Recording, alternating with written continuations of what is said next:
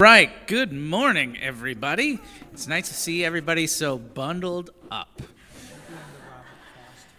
Although I still remain positive on it because when we came in, Brian said that the area was 45 degrees, and when I last checked, it was 48. So that is positive direction.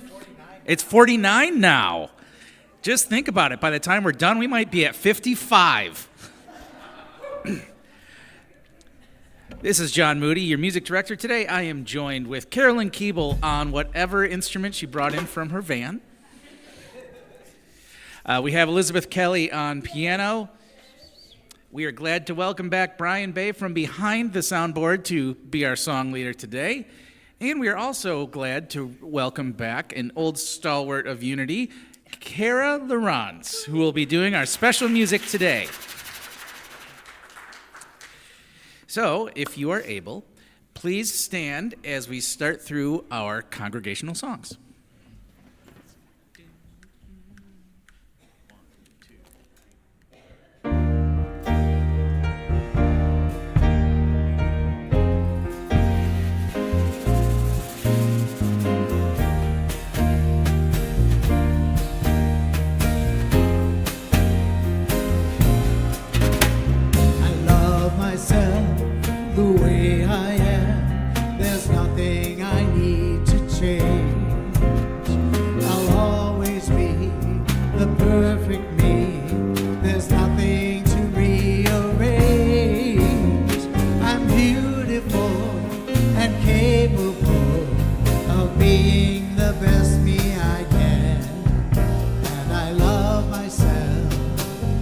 Just the way I am.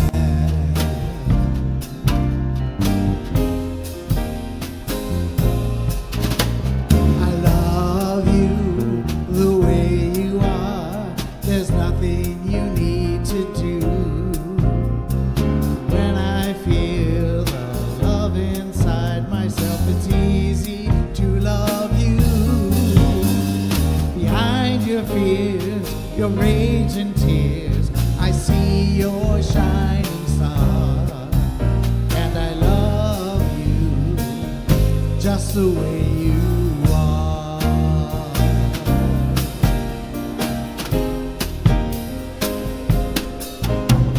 I love the world the way it is, 'cause I can clearly see that all the things I judge are done by people just like me.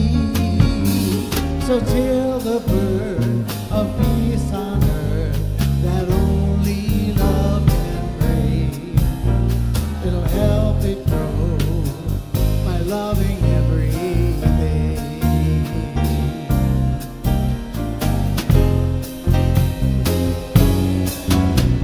I love myself the way I am, and still I want to grow. But change outside can only come when deep inside I know I'm beautiful and capable of being the best me I can. And I love myself just the way I am. And I love myself just the way I am.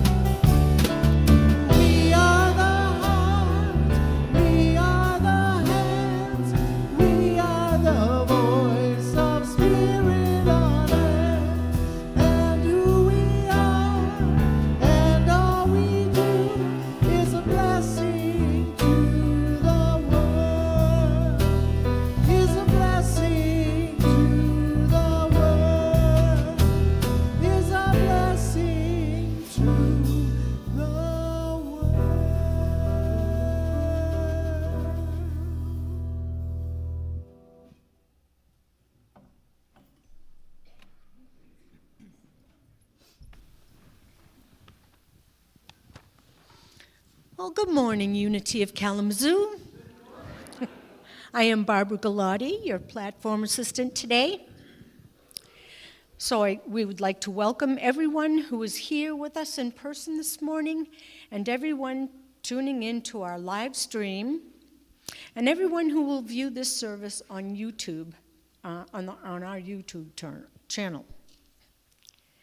So if you haven't already, please turn off your phone and set it to silent so we can enjoy this prayerful celebration and without any digital interruptions.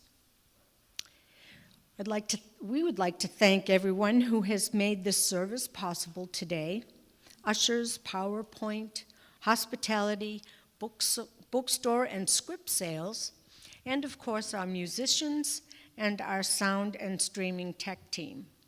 We couldn't do this without you, and we greatly appreciate the expertise and energy you bring to each and every service.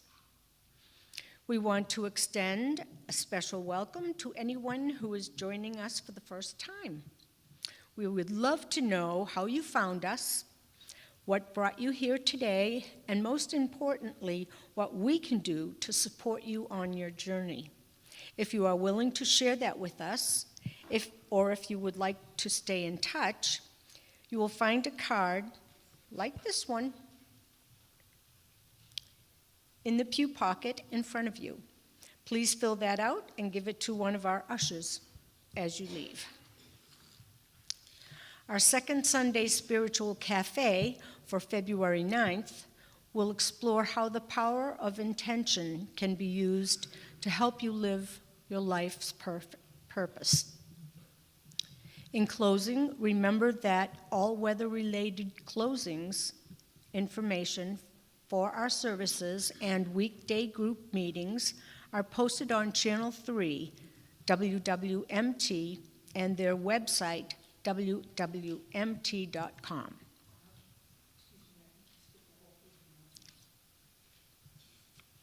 Might I have done that?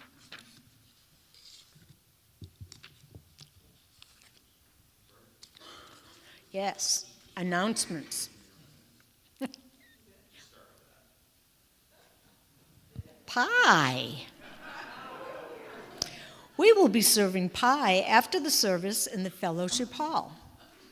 We enjoyed this so much when we did it back in the fall this year, so we decided to do it again before our town hall meeting.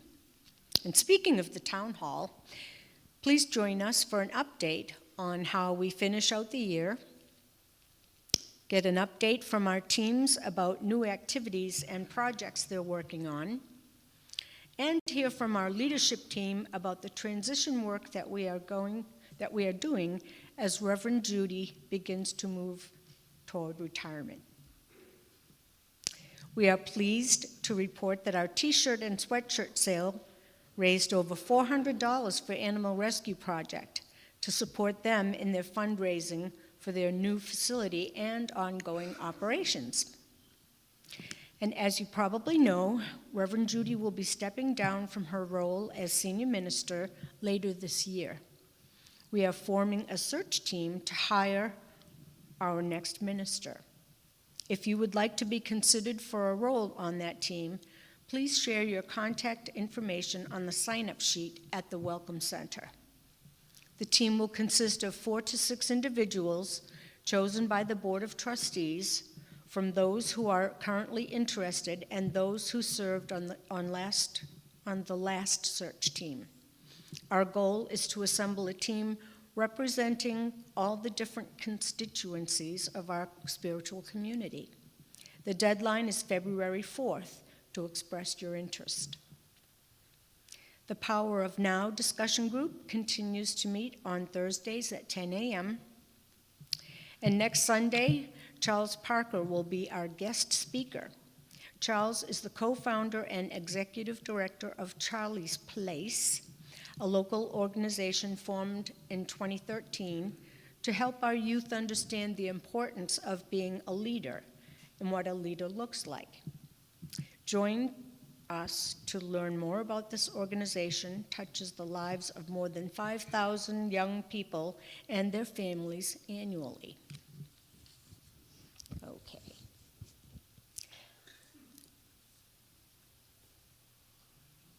Yes. Our second Sunday Spiritual Cafe for February 9th, we will explore the power of intention and can be used to help you live your life on purpose. In closing, remember that all weather-related information for our services and weekday group meetings, again, are posted on Channel 3 and WWMT and their website, wwmt.com. So, please join me in affirming our mission, vision, and our core values.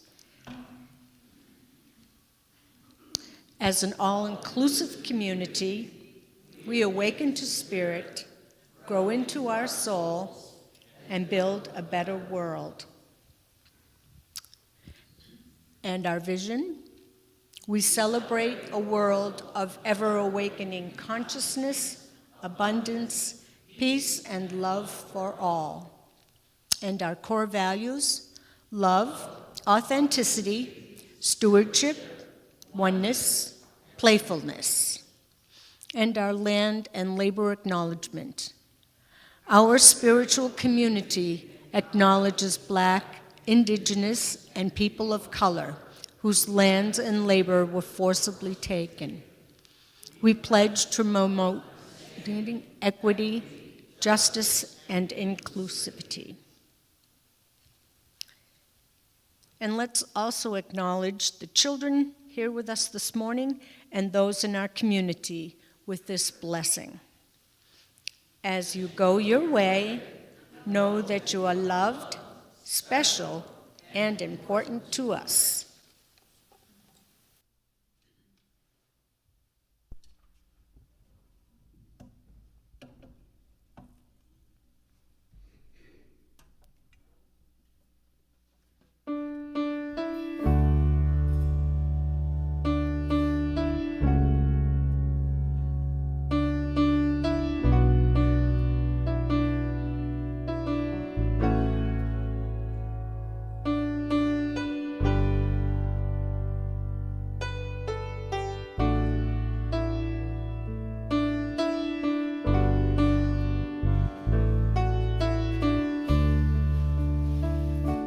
I am so blessed. I am so blessed. I am so grateful for all that I have. I am so blessed. I am so blessed. I am so grateful. I am so blessed. I am so blessed. I am so blessed. I am so grateful for all that I have. I am so blessed. I am so blessed. I am so grateful. I am so blessed. I am so blessed. I am so blessed. I am so grateful for all that I have. I am so blessed. I am so blessed. I am so grateful. I am so blessed. I am so grateful. I am so blessed.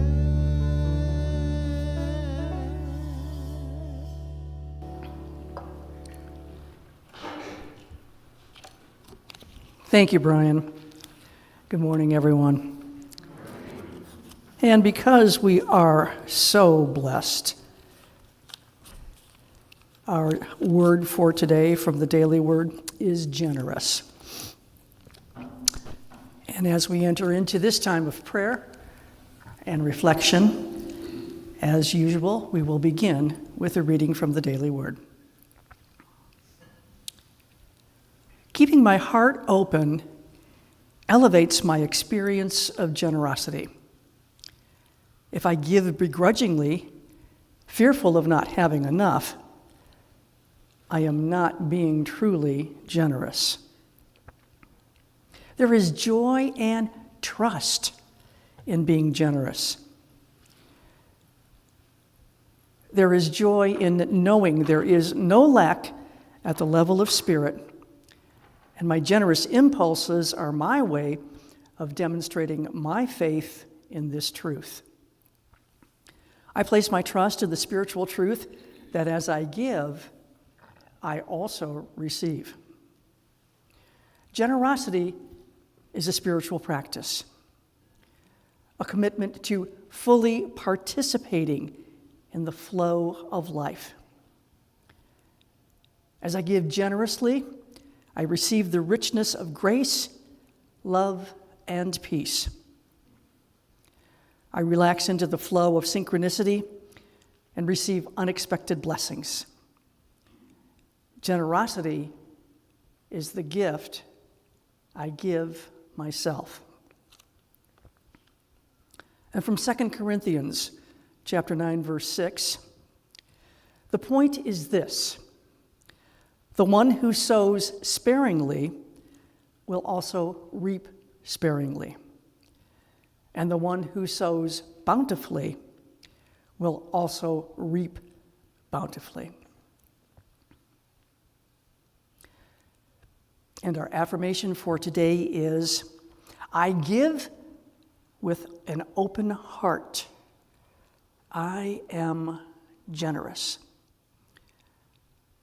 I'll say that once more and then invite you to join me the third time. I give with an open heart. I am generous. Together. I give with an open heart. I am generous. And we are indeed generous this morning as we huddle together and share our warmth with each other. We were generous when we paid the heat bill, but this has been a very challenging week for furnaces all over town, as you can well imagine. So there will be another service call placed tomorrow morning, following the one that was placed on Tuesday morning. So all is well. All is well. So I want to focus on this aspect in the term generous and generosity, about being in the flow of life. And how at the level of spirit, at the level of source, there is no lack. And when we are generous, we are demonstrating our faith in that truth.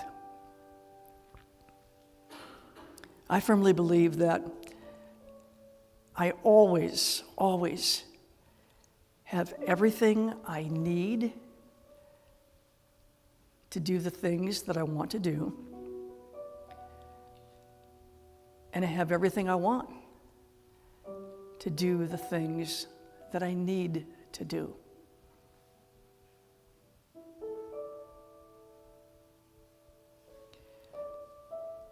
And demonstrating that faith in source as being the divine, the universe, that creative wisdom, intelligence, and substance that lies behind everything.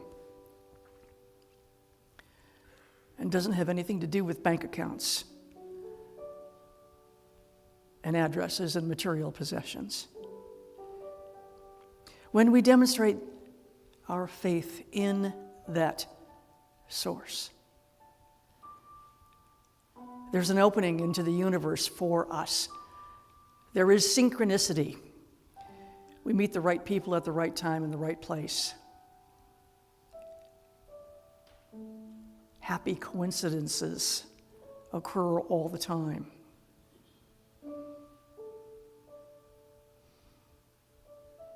We think about an old friend that we haven't seen for a while, and guess what? We get a text or a phone call. There's 1,001 ways in which the universe says yes to us if we just believe, if we just have faith.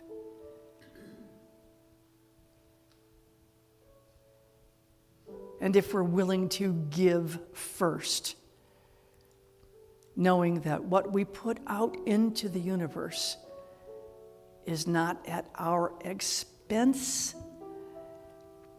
but it is at the expanse of our resources. It's really just that simple.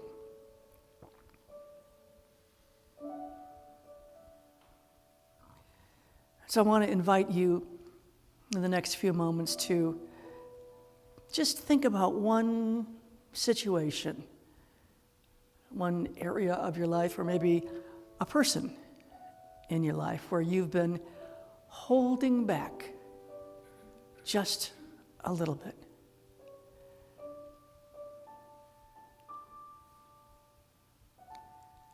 And instead of holding back, what might happen if you simply opened your mind and opened your heart and opened your hands in a gesture of welcome? What's the worst thing that could happen if you stopped holding back?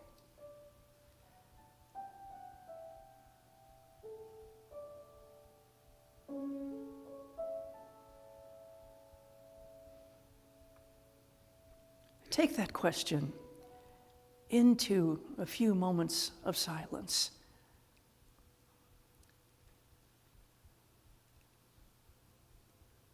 And after you've identified maybe the worst thing that can happen if you stopped holding back, take some time to imagine all that could shift and all the good that could come if you were willing to give first.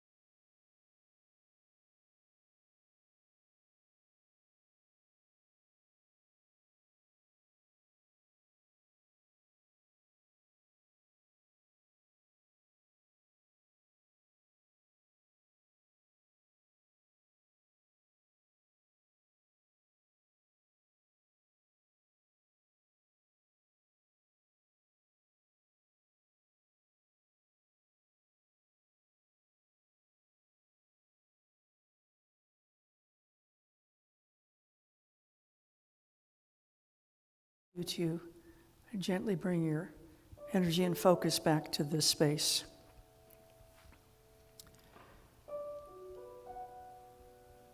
And to take this thought with you into the rest of this day and into the week.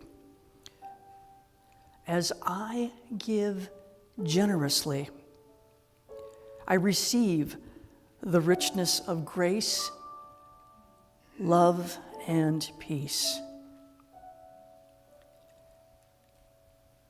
As I give generously, I receive the richness of grace, love, and peace. And so it is, and so we let it be. Amen.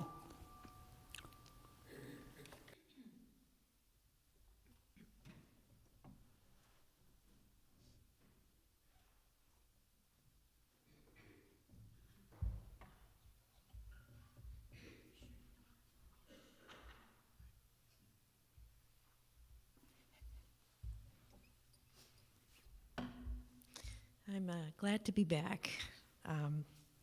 As I was telling John, I feel like this group has seen my shtick a number of times, and I couldn't come up with too much until I realized yesterday was the anniversary of the birth of the great poet Robert Burns, the Scottish poet who is beloved by Scottish people and people the world around for his love of humanity, his instinctive understanding that we are all born equal, and his love of nature as well.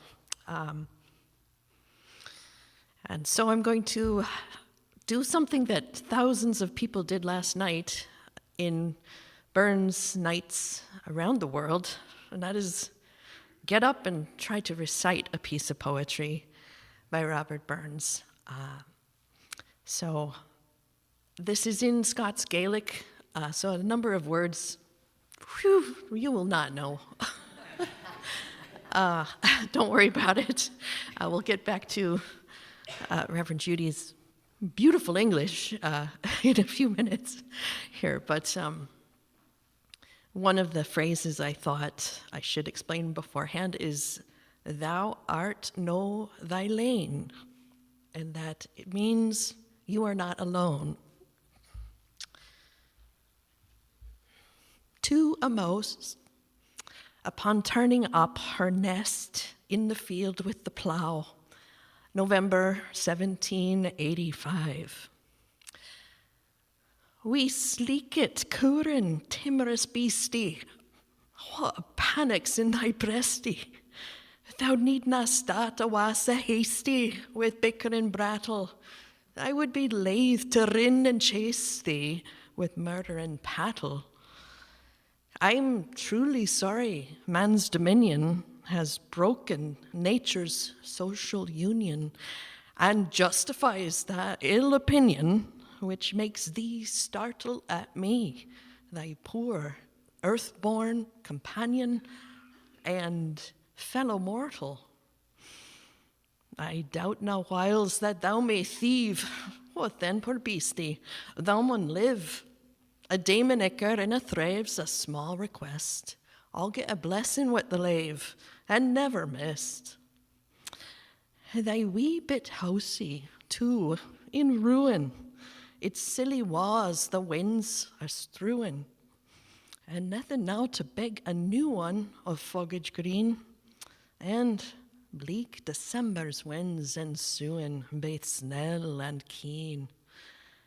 Thou saw the fields laid bare and waste, and weary winter coming fast, and cozy here beneath the blast thou thought to dwell, till crash the cruel coulter passed out through thy cell. That wee bit heap o' leaves and stibble has cost thee many a weary nibble. Now thou's turned out for all thy trouble, but house or halt to thaw the winter's sleety dribble and cranrook called. But, mousie, thou art no thy lane. In proving foresight may be vain. The best laid schemes of mice and men gang off the gley, and leave us naught but grief and pain for promised joy. Still, thou art blessed compared with me.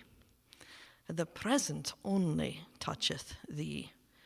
But, I backwards cast my eye on prospects drear, and forward, though I cannot see, I guess and fear. Sláinte.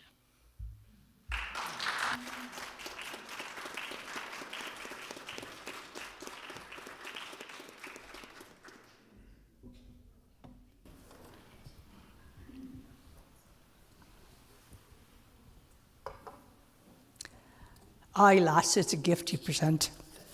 It's a gift you share, and we're grateful for it.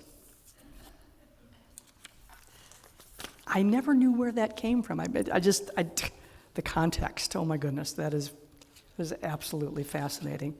Thank you. And what a nice change of pace, huh? All righty.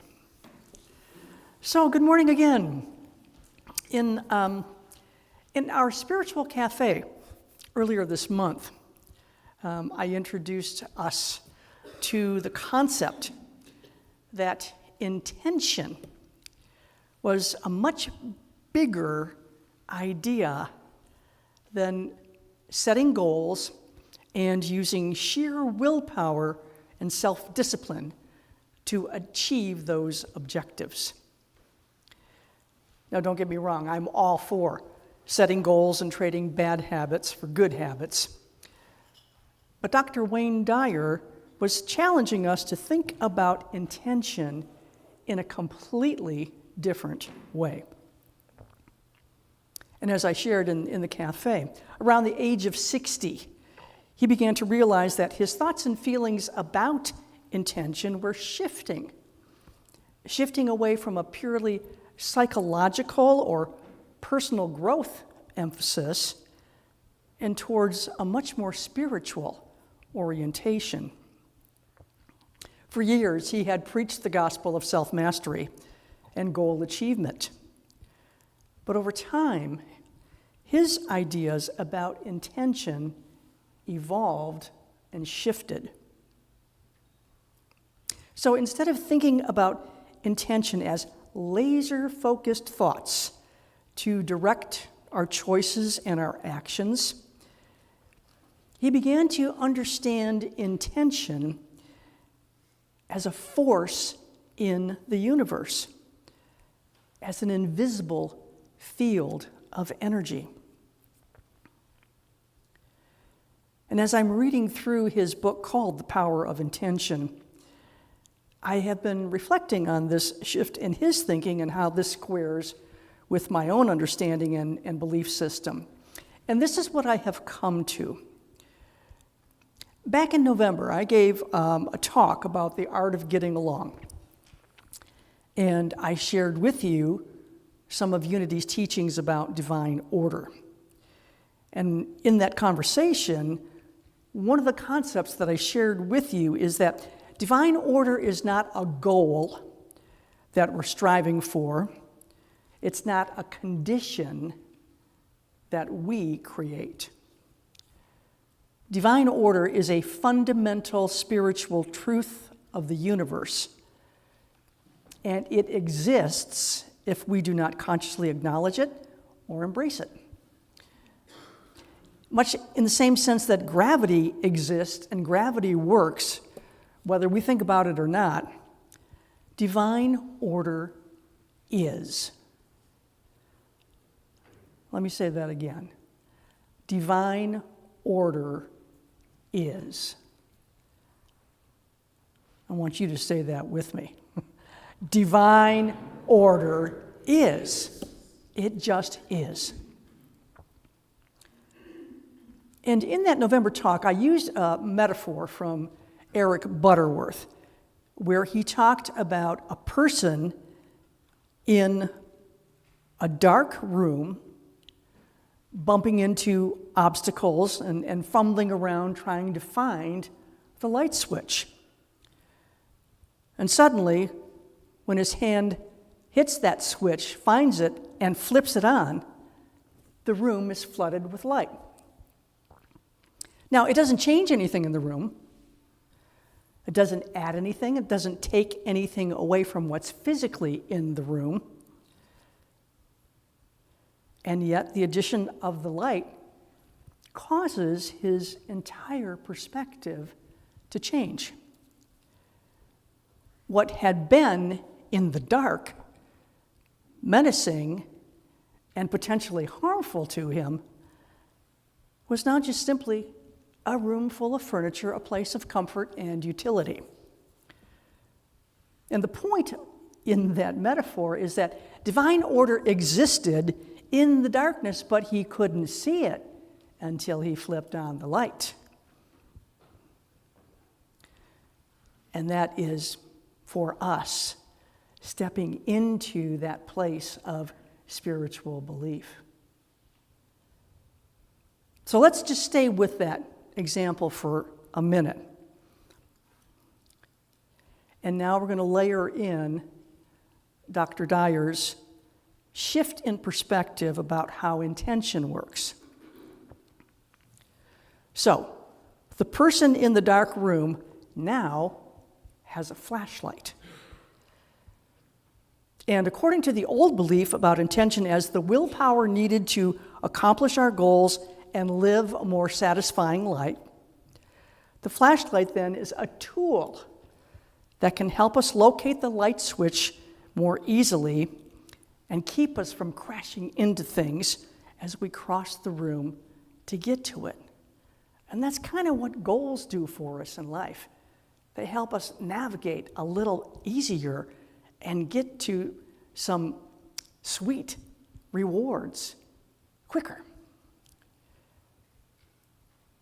But according to the new belief about intention, intention is not a tool like the flashlight, but it's an entire field of energy.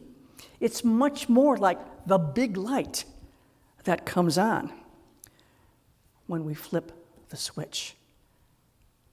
Does that make sense?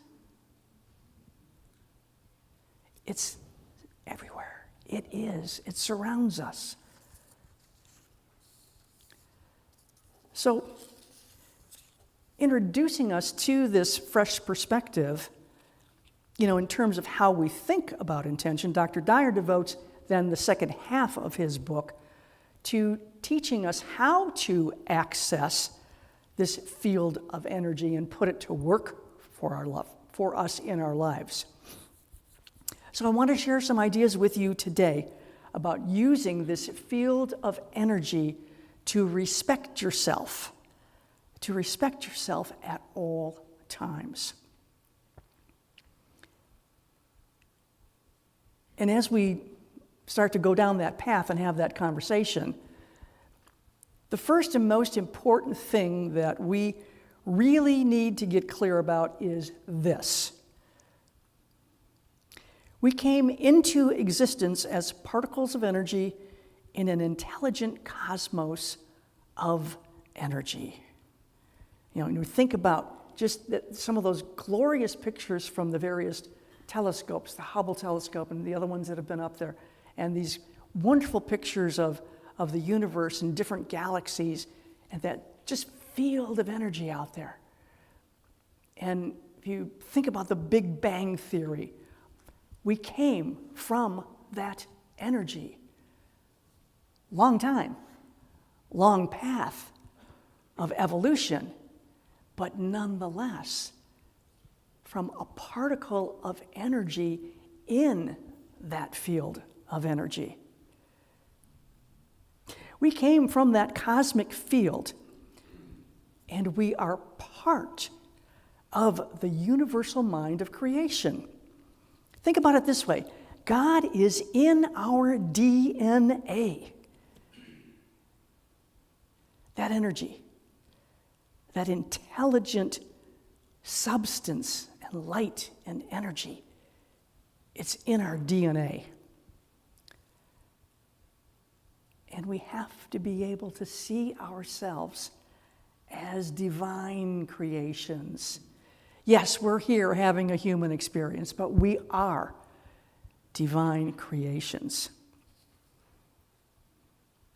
We are one with that all-creating source in the universe. We are one with that energetic field of intention. And like divine order, intention is not about striving or creating the right conditions. Like divine order, intention just is. When we love ourselves and trust ourselves, we are loving and trusting the universe that created us. We are loving and trusting the wisdom and divine intelligence that created us. When we don't love ourselves and when we don't trust ourselves, We are, in fact, questioning or denying the infinite wisdom that created us. I don't ever want to deny that. I want to lean into that every single day, every moment. I want that to always be there and be my truth. Now, in today's lesson, there are 3 ideas that I really, really, really hope that you will take away from our time together this morning.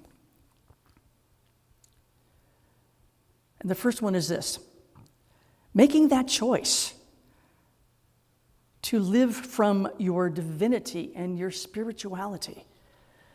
Dyer says we must choose between being a host to God or a hostage to our ego. Second concept I want you to remember is that your view of the world is a gauge for the level of respect you have for yourself.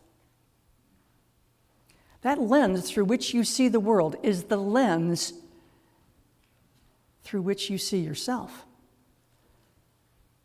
How you see the world is a projection of how you see yourself. And the third idea is this: fiercely protect the self in self-respect. Do not let the opinions of others become more important than your own opinion of yourself. So let's go in for a little bit of a deeper dive. That first idea, living from your cosmic and spiritual origins, or living from your personal identity as a human being. That personal identity, which is often referred to as ego, is that set of beliefs that says you are only as good as what you accomplish, you are only as good as what you accumulate. If you have less stuff, guess what? You're less valuable as a person. If others aren't praising you, if others don't like you, clearly you're not worthy of love or respect. Now, if you're a hostage to this personal identity that depends on what you have and what others think of you, self-respect will always be just beyond your reach. You'll never get there. Every moment that you spend second-guessing what you did or what you said or what you didn't say or what you didn't do is a brick in the wall that separates you from that field of creative energy. Every doubt, every self-judgment, every regret, every self-recrimination is a brick in the wall that separates us from our source and creates a breeding ground for more low-level energies. Energies that steal our joy and our self-respect.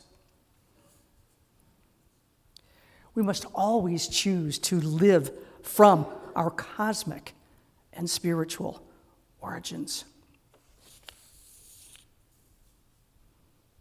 Second concept that I want to explore with you,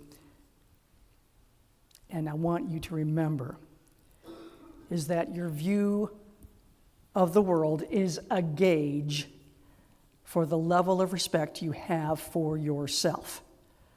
How you see the world is a projection of how you see yourself. Now, I will be the first person to admit that I have my cranky moments and my mini rants. You probably won't find that hard to believe, but just in case you say, "Oh, no, not you, Reverend Judy." Well, just in case, just ask Audrey. What? I haven't finished yet. Just ask Audrey what happened on Thursday evening when we couldn't access our Netflix streaming service. Talk about the best laid plans.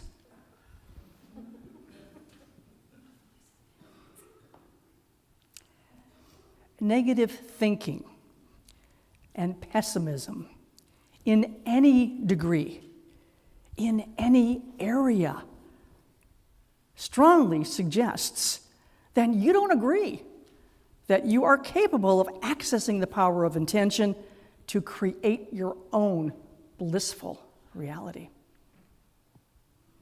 You know, I used to think that it was okay to confine my pessimism to certain topics or to certain people, as long as I almost always maintained a positive attitude and focused on possibilities and the potential for good experiences and good outcomes. But as I've been reading this book and reflecting on what it means, I now realize that, by giving myself a score of 90% or better, which, hey, that's an A in anyone's book, right? It's really just another example of being a hostage to that personal identity thing, right? It's another way of judging myself based on my accomplishments and finding self-respect through others. And that doesn't cut it.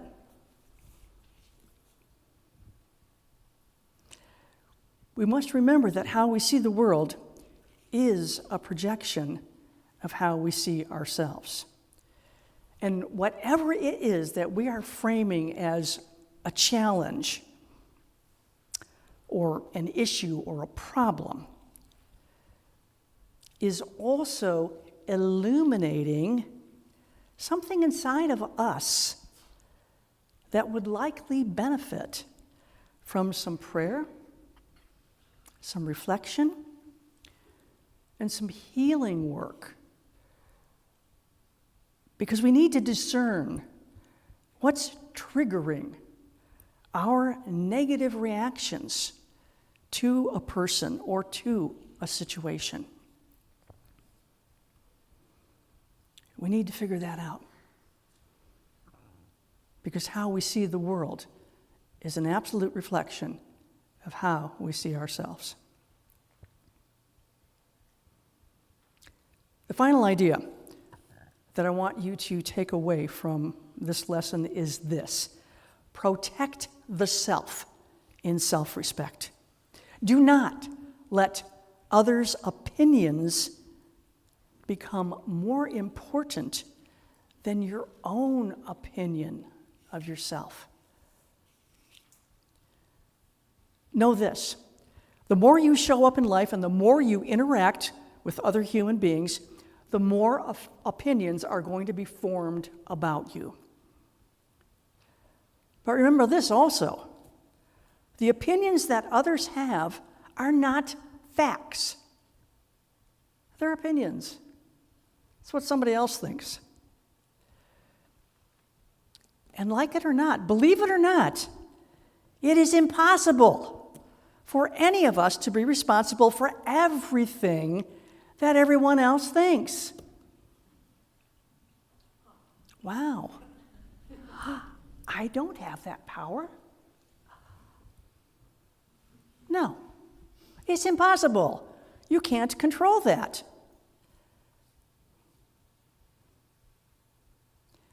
Self-respect comes from me. It comes from myself. If I doubt myself or if I punish myself because of what someone else thinks, there's no self-respect because I've given that power away What's worse is the loss of my self-respect, is the loss of my connection to the universal mind and to that energetic field of creation. More bricks in the wall. If I sacrifice my self-respect for the opinion of others, I will find myself trying to reconnect to the field of intention with low energy attitudes of judgment, hostility, anxiety. The universal source of intention is pure creativity, pure love, pure kindness, beauty, and abundance. And these conditions only exist at high energy frequencies. Self-respect can only come from self. It cannot come from others.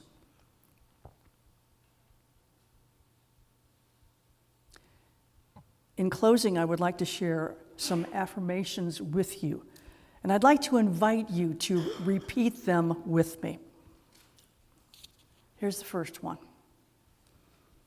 not unlike the song we sang at the beginning of our service. I am whole and perfect as I was created. Together, I am whole and perfect as I was created. I belong. I belong. And for all of those people who are feeling threatened, marginalized, and are fearful, let's flip that and say, you belong. You belong. You belong, and I belong. I am never alone.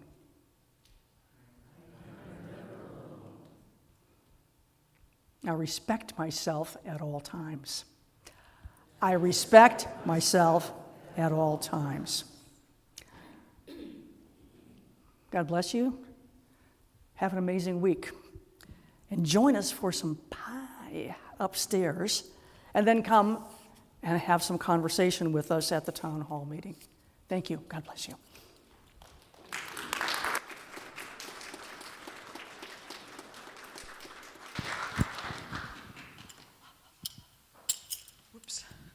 Good morning. I'm Lynn Sager, a member of your board. And while I'm as chilled as anybody in this room, I am blessed and I am grateful. Absolutely. So if you will join me for the January board affirmation, I shine the light of love in the world. And as the ushers come forward, if you will join me in the offertory blessing.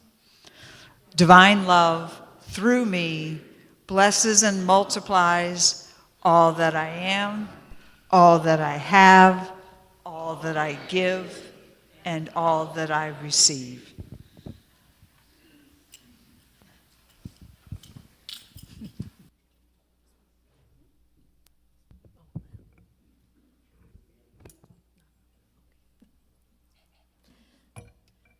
This is also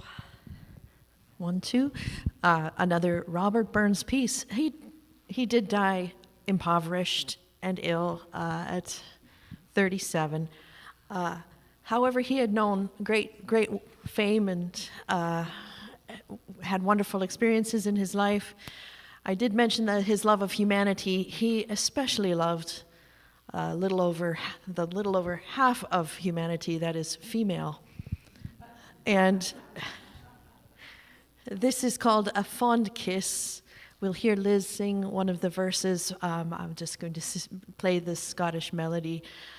Near the last few years of his life, after focusing on poetry, he began to write songs as well. And so Robert Burns and music is inextricably linked.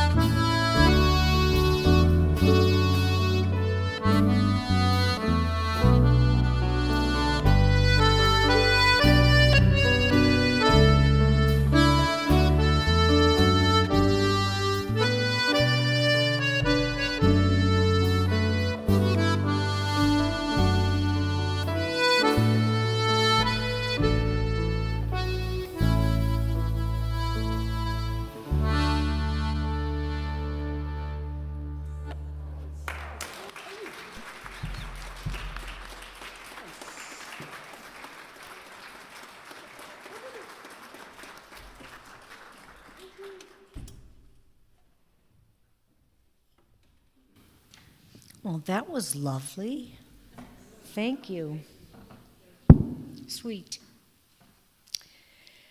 Okay, so let us pray over our love offerings. Father, Mother, God, thank you for these gifts given today and those we receive throughout the week. Guide us to use them wisely to strengthen our spiritual community and the unity movement, and to share them generously with our greater community. We also offer our prayers for comfort, peace of mind, and courage for those who have suffered losses from the fires in California, and for those members of minorities and marginalized communities who are threatened by the new administration. Strengthen us to stand for what is right and good, and comfort us if we grow weary of the disrespect, the discord, and the chaos. Remind us to affirm that divine order is always present, even in the darkness. Amen. So as we bring our service to a close, I invite you to please join me in affirming the prayer of protection. The light of God surrounds us. The love of God enfolds us. The power of God protects us. The presence of God watches over us. Wherever we are, God is, and all is well. And if you are comfortable doing so, you may hold hands with your neighbor or just place your hand on your heart.